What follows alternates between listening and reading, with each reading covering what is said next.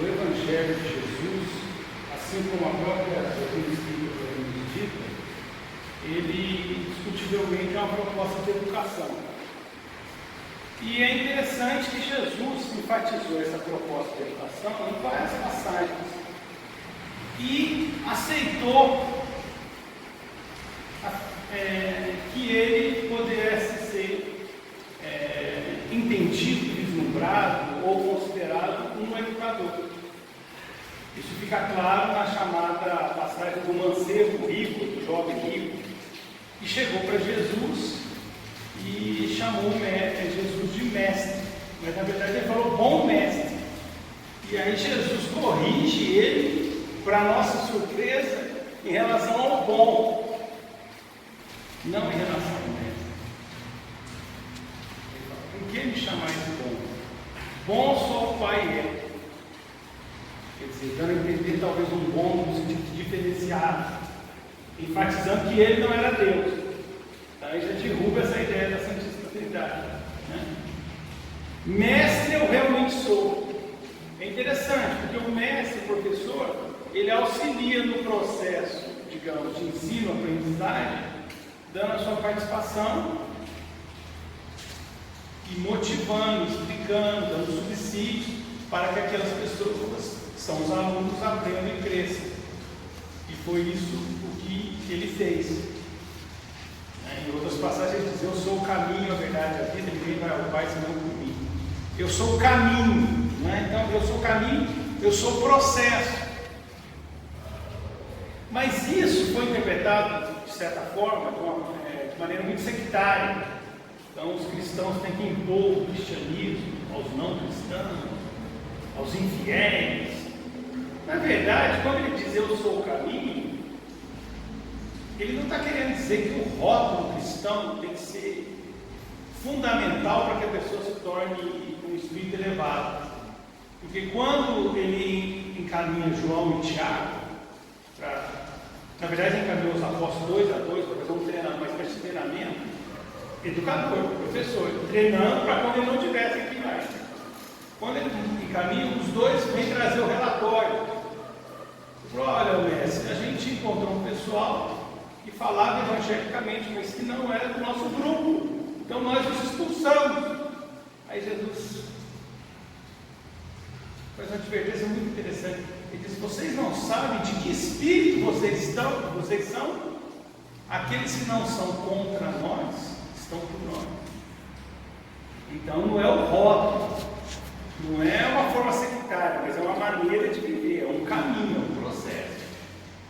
Alguns chegam até a dizer que quando ele diz eu sou o caminho, a verdade e a vida, ele está querendo dizer eu sou a filosofia, eu sou a ciência e eu sou a verdadeira religiosidade, a espiritualidade. Porque o caminho seria essa busca do homem pelos porquês, seria representado no nosso conhecimento formal pela filosofia. A verdade, essa coisa mais pé no chão, realista, de procurar as confirmações, seria a ciência. E a verdadeira vida, o sentido de existir mais profundo, seria a religiosidade. Mas então Jesus aceita o título de mestre, porque ele foi o professor, ele é o professor, a nossa referência maior. E como professor, é interessante que ele faz uma espécie de cursinho intensivo no final da sua presença física no planeta. Ele faz uma espécie de cursinho intensivo. Hoje eu não sei como é que as coisas estão, mas no meu tempo, bota tempo nisso, no meu tempo você tinha o extensivo, que era o ano todo, o semi-extensivo, que era 6 vezes, e o intensivão, que era um mês, assim, mais ou menos, né? Então Jesus faz uma espécie de cursinho intensivo, ele faz um intensivão a partir da última ceia. E o que é um intensivão? É um curso condensado, compacto. E se você analisar da última ceia para frente, realmente ele reforça, ele frisa, ele ilustra e confirma e desdobra aquilo que ele já havia ensinado antes. Só que de uma forma muito mais ilustrativa, significativa para nós. Não para ele, mas para nós. Por quê? Porque normalmente, quando nós estamos evoluindo, buscando uma espiritualidade, buscando valores do espírito, o que acontece? No momento em que as coisas estão andando mais ou menos bem, ou razoavelmente bem na nossa vida material, a gente consegue manter algum nível de conduta. Mas na hora do aperto, na hora que a provação bate na minha porta, aí eu me desespero.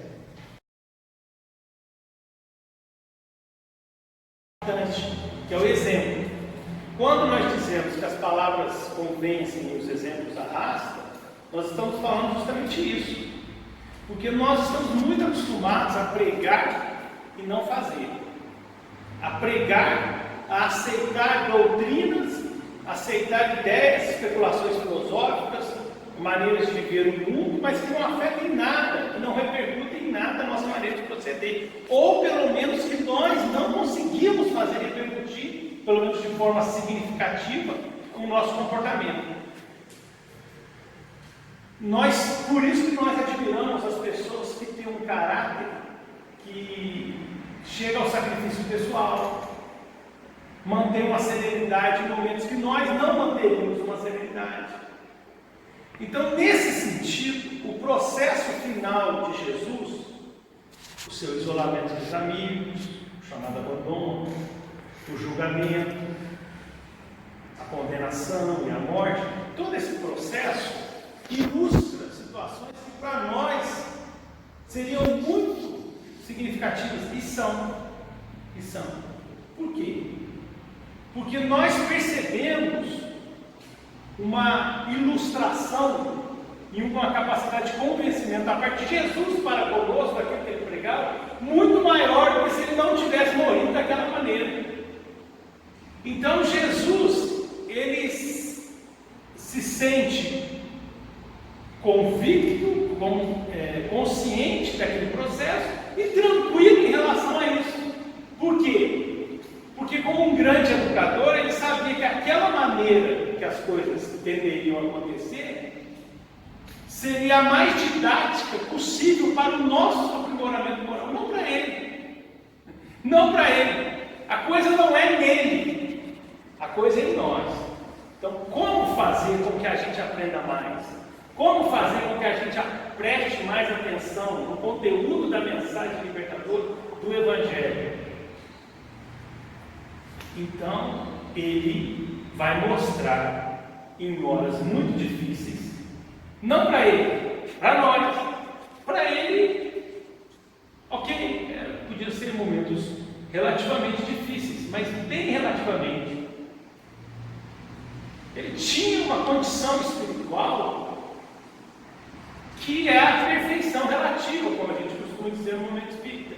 Perfeito absoluto só Deus, ele era perfeito relativo. Ele chegou um momento lá nos fariseus e falou: antes de Abraão ser, eu sou. No livro A Caminho da Luz, Emmanuel deixa claro que antes do sistema solar ser criado, Jesus já era relativamente perfeito. Então aquele processo que ele vivenciou podia ser relativamente triste pelos amigos, mas era mais triste. A gente está supondo, né? Que a gente não consegue entrar nem de perto no psiquismo de Jesus.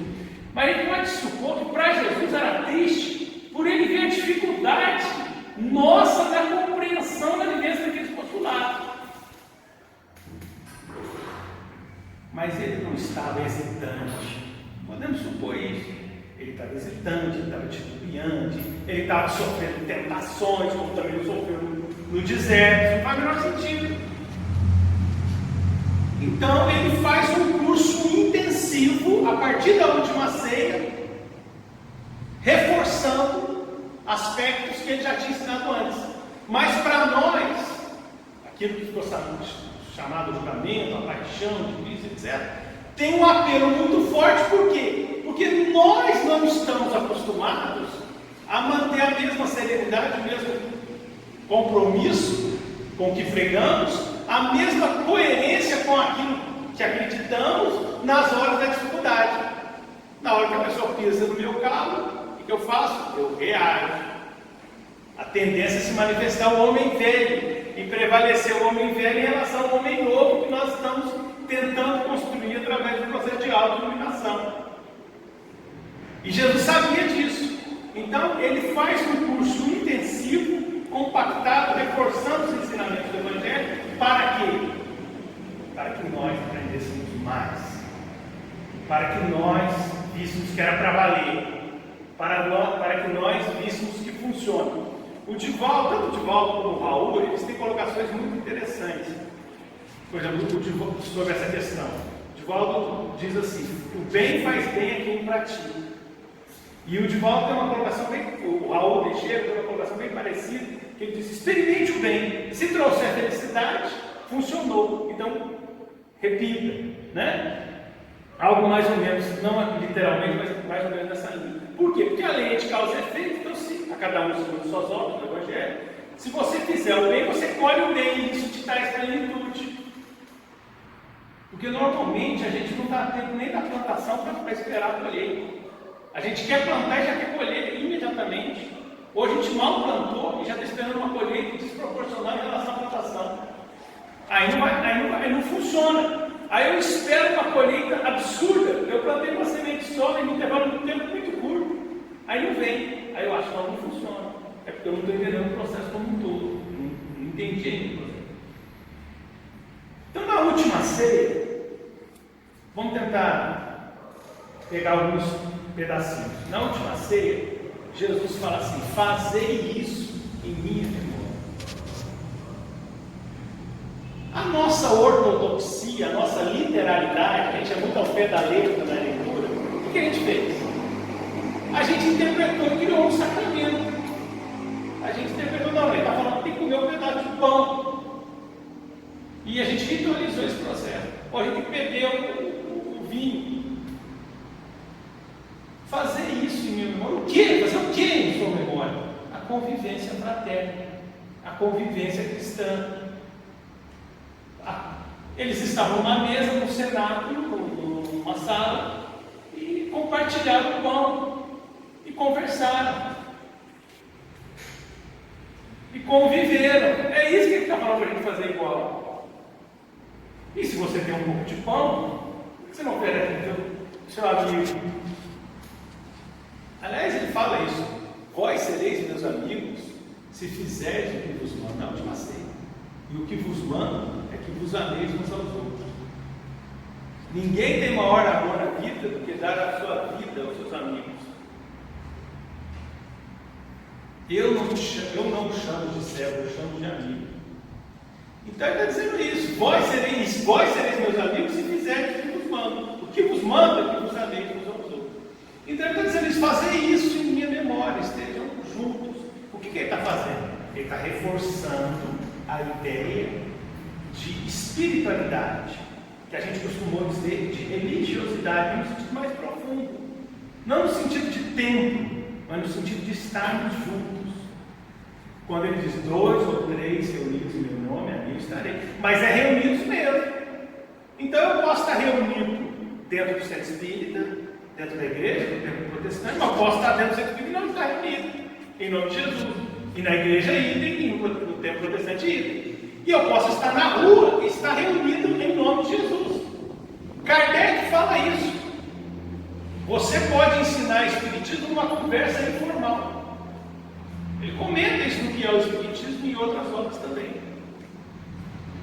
Então, Jesus está dizendo fazer isso, a convivência, reforça essa ideia de que onde houver 2 ou 3 reunidos em meu nome, eu estarei. Ou seja, você busca o reino dos céus interno, mas essa busca interna sempre tem a participação do seu próximo, da outra pessoa. Ninguém foi criado para viver isolado. Muito bem. Mas tem outra passagem dentro da última ceia, aqui nesse intensivão, nesse cursinho que Jesus faz, ele está reforçando como professor o que ele queria ensinar, o que ele já tinha ensinado, que é a questão de lavar os pés dos apóstolos. Jesus criou um símbolo, uma imagem. Ele estava teatralizando uma parábola, digamos. Aí também não é para a gente entender literalmente. É para a gente entender a ilustração no sentido mais profundo. Por quê? Porque naquela época não tinha sapatos como tem hoje. As sandálias eram muito rústicas. Também não tinha meio de condução. Então, os pés eram muito machucados, muito feridos, muito sujos. Então, Jesus, o espírito mais evoluído, disse assim: não, eu vou lavar os pés mesmo. Não importa se tem chulé, se está sujo, se tem problema. É essa a mensagem. Ele está reforçando o que ele falou lá atrás. Porque teve uma hora que os apóstolos começaram a conversar, a discutir. Tipo, fora Jesus, quem é o melhor, né? Tipo assim, fora Jesus é o número 1 do ranking, né? O tênis seria o número 1 do ranking. E de longe, a pontuação dele é muito alta. Se você tirar Jesus de nós aqui, qual seria? E começaram a fazer uma classificação, começaram a entender Jesus lá junto, né? Sabendo de tudo, é óbvio. Aí ele chamou os apóstolos e falou assim: olha, os príncipes das nações tomam elas para si, com violência. Os grandes comandantes, os grandes gerais, os grandes líderes. Não seja assim com vocês, convosco. Aquele que quiser ser o maior, seja o servo dos outros.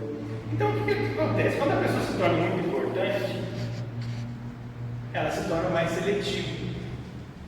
Quando ela se torna muito importante, ela restringe o acesso, não é isso? Na política, nas artes, na mídia. O camarada se torna muito famoso, ele se torna muito requisitado.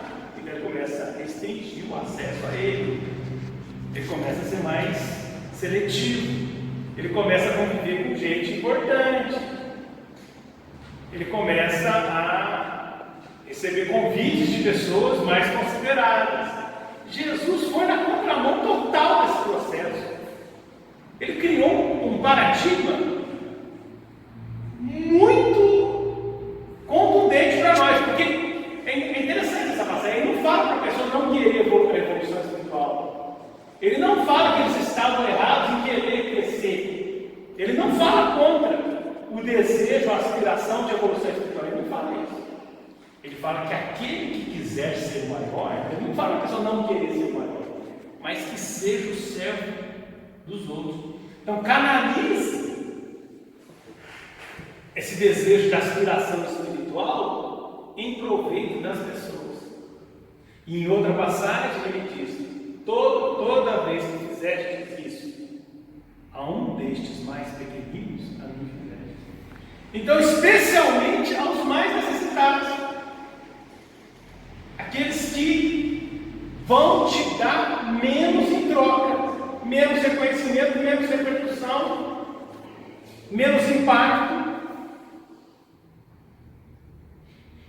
Então é interessante essa passagem, porque ele está correlacionando a caridade que ele supostamente precisaria através daqueles mais necessitados. Por isso ele diz também que quando a gente desse uma festa, a gente não convidasse os amigos ou aqueles que podem retribuir, convidando a gente para outra festa. Então eu vou dar uma festa mega e vou convidar gente importante que depois me convida também. Por que ele está falando isso? Está dizendo para a gente ajudar as pessoas que dentro dessa perspectiva material, a gente dá para, não é que a gente vai ajudar só elas, mas para a gente não ter interesse e que olhe até com mais atenção esses que não podem nos retribuir. Para a gente exercer, não é que a gente não é para ajudar os outros que podem retribuir, porque ele visitava os ricos, ele visitava todos precisam dele, todos precisam da mensagem de crescimento. Só que ele está dizendo que a gente, fazendo esse esforço, esse exercício evolutivo, a gente tomaria o cuidado de não cair na tentação de só ajudar aqueles que a gente acha que são importantes ou que merecem a nossa ajuda. Então daí ele lava os pés dos apóstolos, reforçando a ideia de que o maior é aquele que ajuda mais. Então, como é que a gente avalia a atuação de uma pessoa no bem?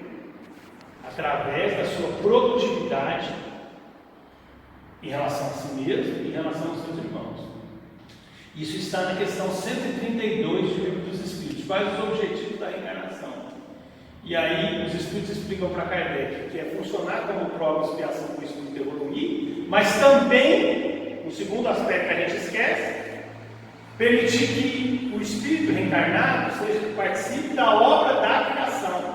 Então, contribua com a implantação do reino dos céus na terra. Muito bem. Jesus sai da última ceia. E aí ele vai para o Jardim das Oliveiras, o horto, né? O horto das Oliveiras, o Jardim das Oliveiras, o Getsemane. E aí é uma passagem muito interessante e que gera uma certa polêmica. E eu fico em interpretação do Reinaldo Leite, grande orador de São Paulo, o chamado Arauto dos Espiritistas, né, que morreu, desencarnou de câncer, acho que em 2004.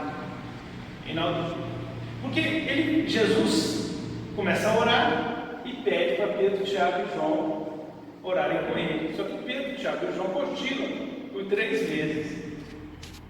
E aí ele adverte Simão: Simão, nem por 1 hora pudeste orar comigo, olhar e vigiar e orar, porque não sabeis quando é chegado o tempo. Porque o espírito está pronto, mas a carne é fraca. A gente já falou sobre isso aqui em algumas oportunidades, né? Eu vou fazer que você me lembre.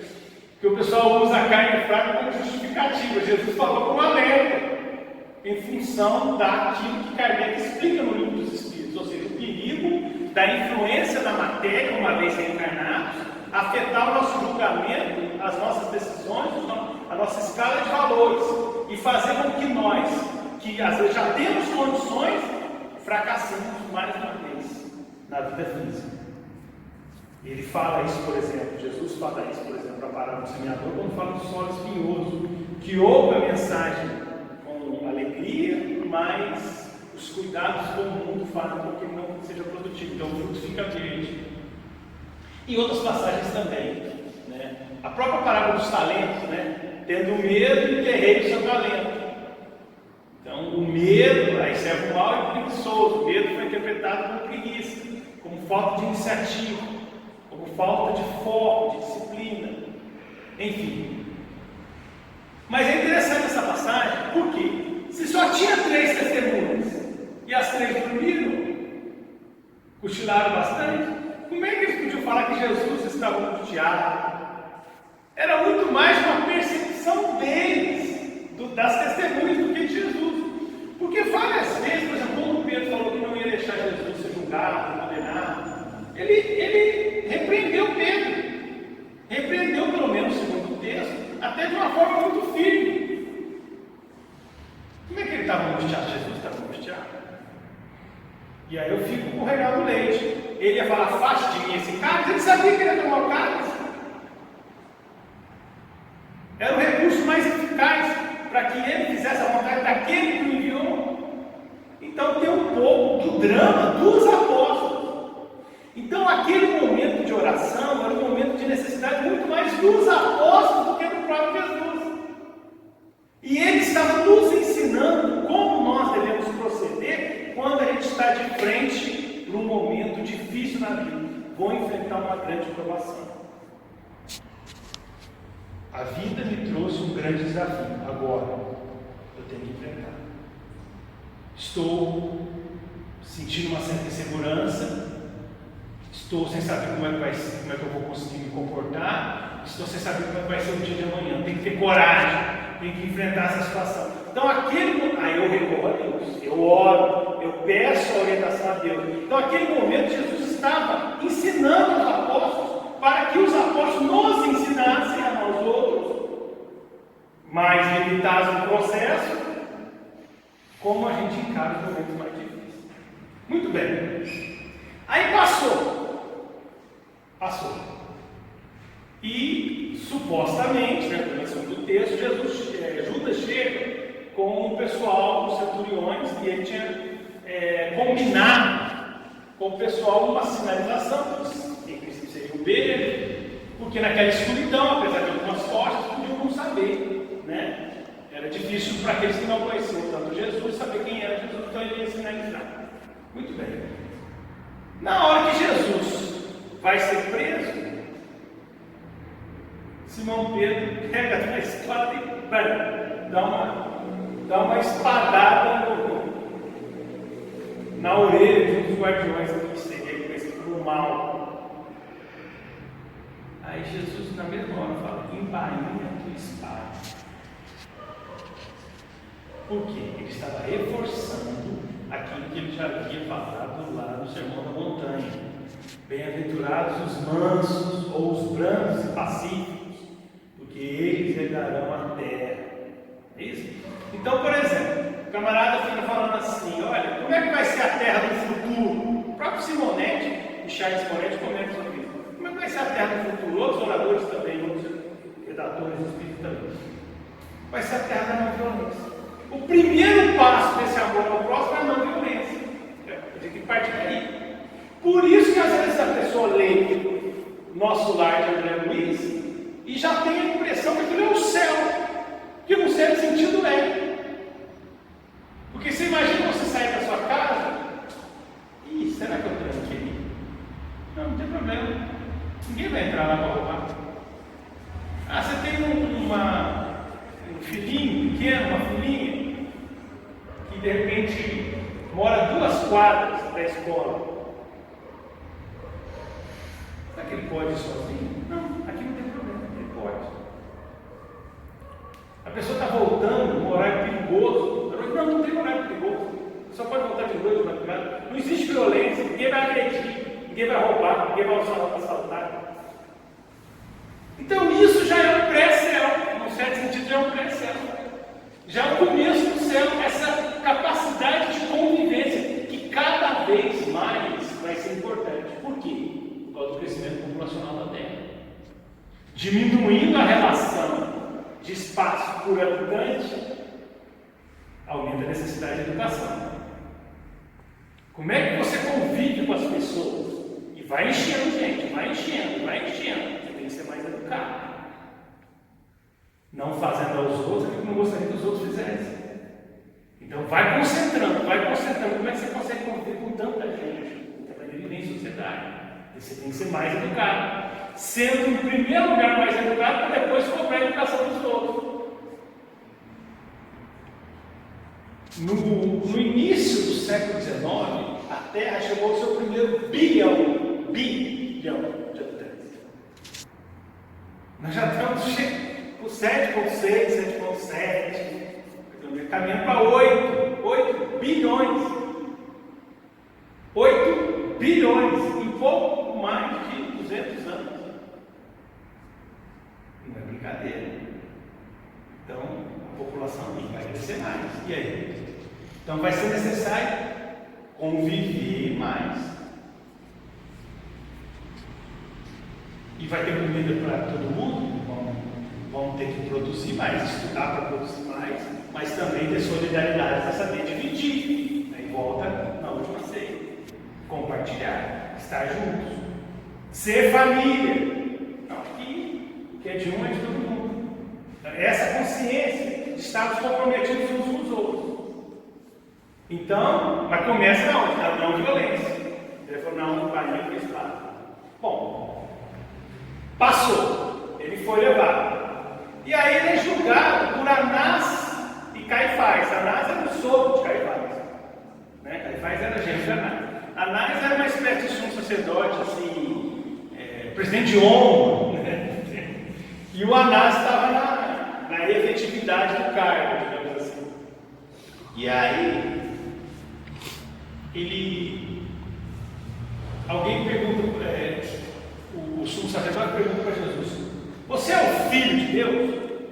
Jesus, espera, olha, tudo que eu disse de público, publicamente. Se você quer saber o que eu falei, pergunte a uma das testemunhas. O que Jesus estava fazendo? Ele estava reforçando aquilo que ele havia dito para Nicodemos lá atrás, para outro doutor da lei. Porque para Nicodemos ele fala que é necessário nascer de novo. E aí ele frisa: nós não damos testemunho senão do que vimos. E não falamos senão do que sabemos. Eu não vou falar o que eu não sei. Necessário vos é nascer de novo. Mas aí o nosso malabarismo religioso sente dificuldade. E aí a gente cria um inferno eterno após uma vida. E a pessoa sente isso no coração. Então a gente sente aquele temor de Deus no Velho Testamento. Que aí é para temer mesmo. Você morrer agora, meu amigo, e Jesus chegar para você: Senhor, não te conheço. Então, você vai queimar eternamente, pelo amor de Deus. Isso aí não tem nada a ver com o Evangelho.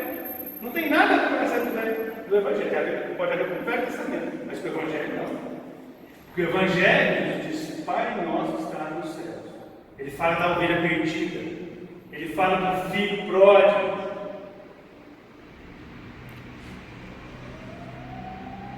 E no Evangelho, ele também fala que aquele que estiver sem pecado, que atirasse a primeira pedra. Por que ele falou aquilo? Porque ele sabia que ninguém estava sem pecado. E alguém atirou? Não, justamente. Ele sabia que todo mundo tinha pecado. Por isso que ele falou assim: eu não falaria. Aliás, um que estava sem pecado é ele. E uma pessoa sem pecado não tem iniciativa de jogar. É aí que está. Que é o caso dele. Mas não tinha outro. Engraçado, não tinha outro. Da condição dele, não. Então todo mundo larga a pedra. Então todo mundo tinha pecado. E aí? Se a vida é uma só, vai esse pessoal, todo esse pessoal cheio de problema com o reino dos céus. Com a vida. E aí vai ficar esse pessoal convivendo lá sem educação, com dificuldade, com essa superpopulação igual aqui. Aí o problema da reencarnação. A gente lembra de Chico Xavier. Chico Xavier diz: com todo o amor ao Evangelho, com todo o respeito às outras denominações religiosas, sem admitir a reencarnação, é muito difícil entender o Evangelho de Jesus. Porque você não entende o amor de Deus. Porque João Evangelista diz, depois, aqueles que não amam não conhecem a Deus, porque Deus é amor. Na verdade, João estava repetindo Jesus naquela passagem na casa de Simão, o fariseu. Muitos pecados lhe são perdoados porque ela muito amou. Né? Então aí Pedro faz a síntese: o amor cobre a multidão dos pecados. Né? E João consegue ter essa reflexão a respeito de Deus. Aqueles que não amam não conhecem a Deus, porque Deus é amor. Uma abordagem inspiradíssima, realmente. Né? Muito bem. E aí o que acontece? Acontece que Jesus é levado para o diálogo com Pilatos. E com o diálogo com Pilatos também é muito interessante, porque tem uma passagem que só está no Evangelho de Mateus, não está no Evangelho de João. Essa passagem com Pilatos, o diálogo com Pilatos, seria interessante ver tanto Mateus como o João. Porque, por exemplo, em Mateus tem a recomendação de Cláudia, a mulher de Pôncio Pilatos, sem falar o nome dela. O nome dela vem da tradição. A esposa de Pilatos chega para ela: olha, não se meta com esse homem, porque esse homem é um justo, ele é um inocente. E eu passei a noite inteira padecendo por sonhos, em função dele. Deus se torna em mim.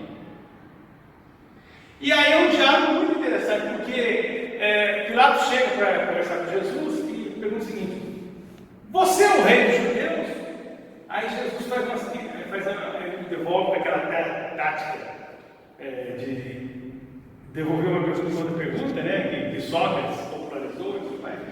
Ele fala assim: você está dizendo isso de você mesmo ou foram outros que te disseram de mim? Então é uma coisa muito interessante isso. Quando a gente fala alguma coisa aqui sobre o Evangelho, quando a gente está pregando alguma coisa, quando a gente está estudando, a gente já solidificou esse conteúdo? Ou não? Ou a gente só está citando, repetindo o que os outros falaram? Já é uma realidade verdadeira para nós, porque se é uma certeza, eu começo a praticar, porque eu tenho certeza do resultado. Se não é, eu não começo. Então, você está dizendo isso de você mesmo ou foram outros que te disseram isso de mim? Isso aí reforça uma passagem que a gente já tinha falado com Pedro, muito bonita, que tem a ver até com a negação de Pedro, né? Com as negativas de Pedro em conhecer Jesus. Porque Jesus teria dito para Pedro: quando te converteres, confirma teus irmãos. Olha que coisa interessante. Quer dizer, mas Pedro não estava convertido ainda, meu Deus do céu? Então nós temos uma situação difícil, né? É porque a conversão para Jesus não é um rótulo, mas uma postura de profundo comprometimento à transformação de si mesmo. Então, mas vamos voltar à história. Então aí Pilatos Você é o rei dos judeus? Aí Jesus faz essa pergunta. Mas a conversa vai para frente. E aí Jesus diz aquele famoso: meu reino não é deste mundo. E é uma passagem genial, porque ele fala assim: se o meu reino, Pilatos era procônsul romano, ele era governador romano, ele sabia das coisas, ele não era uma pessoa limitada intelectualmente, você vê pelo diálogo. Aí Jesus fala para ele: se o meu reino fosse desse mundo, ele estava meio assim, presta atenção, Pilatos, olha lá, se o meu reino fosse desse mundo, as minhas gentes teriam combatido para que eu não fosse entregue na mão dos judeus, mas o meu reino ainda não é daqui, ainda. Não foi implantado ele. Nem com ele, terminando a missão física dele, não foi implantado. Tem que implantar a partir da nossa transformação moral. Então, se você lembrar da passagem de Pedro, a única pessoa que ameaçou combater fisicamente foi Pedro, quando deu a espadada na orelha do camarada lá. E Jesus repreendeu ele e colou, né? E curou a orelha de Paulo. Que não era essa a proposta. Dar a César que é de César, dar a Deus que é de Deus, respeitar as instituições. A revolução não é externa, a revolução é interna, é uma evolução, uma transformação íntima. Mas Pilatos, mostrando que ele tinha entendido o que Jesus falou, ele entendeu. Ele falou: então você é rei, és pois rei. Se o teu reino não é deste mundo, num certo sentido, numa certa maneira de entender, eu entendi o que você falou. Mas num certo sentido metafórico, modo de dizer, você é ele. E aí Jesus diz: tu dizes que eu sou rei. Eu não nasci e não vim a esse mundo, senão para dar testemunho da verdade. Aquele que pertence à verdade, ouve a minha voz. Que é fantástico, porque o que ele está querendo dizer?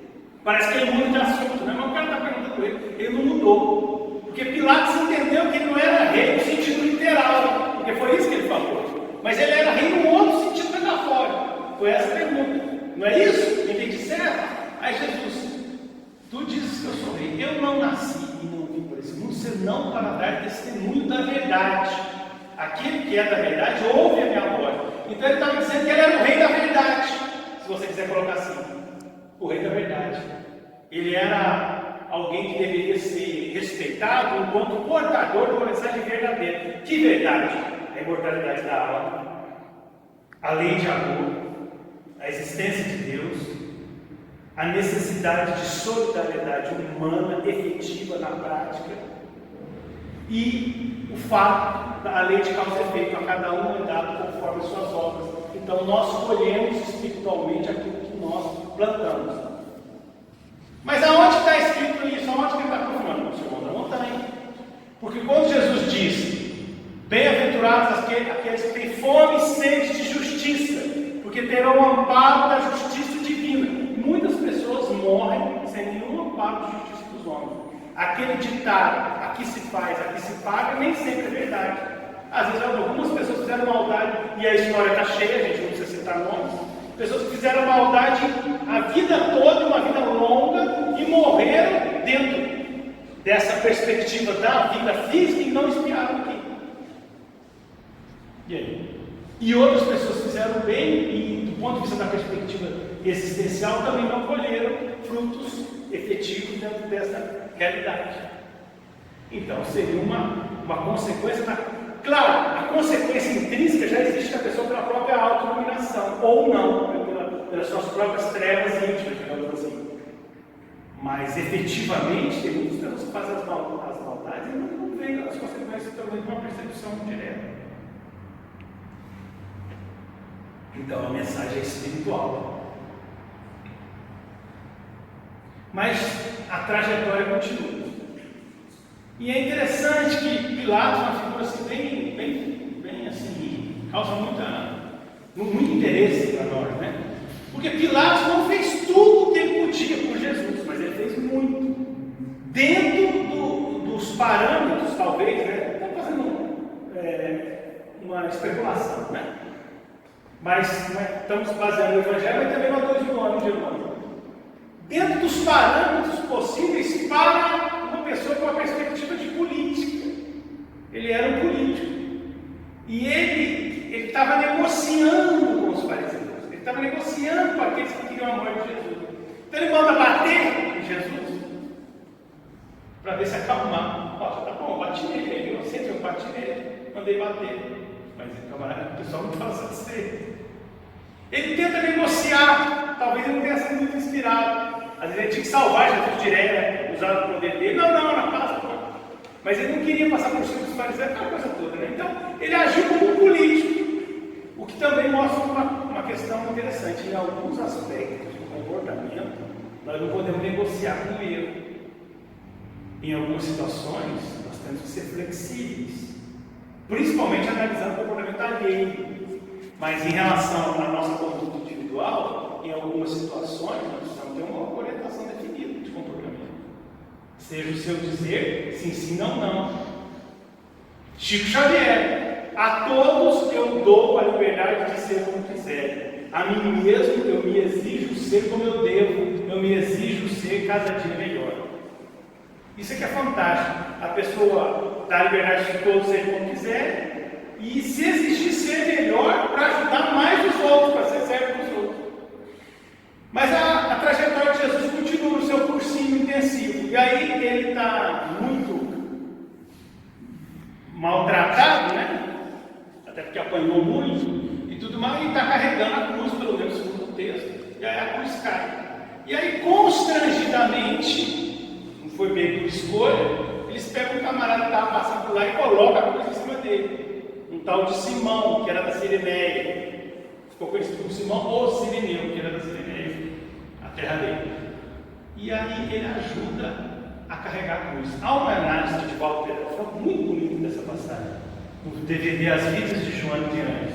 E o Divaldo fala assim: quando Jesus aceita a ajuda do homem da Cireneia, ele está nos ensinando a solidariedade, ou seja, que nós temos que ajudar uns aos outros. É uma passagem muito bonita. Por quê? Eu tenho que estar minimamente disposto a ajudar o meu irmão, e de vez em quando também tenho que estar disposto a aceitar a ajuda quando eu precisar.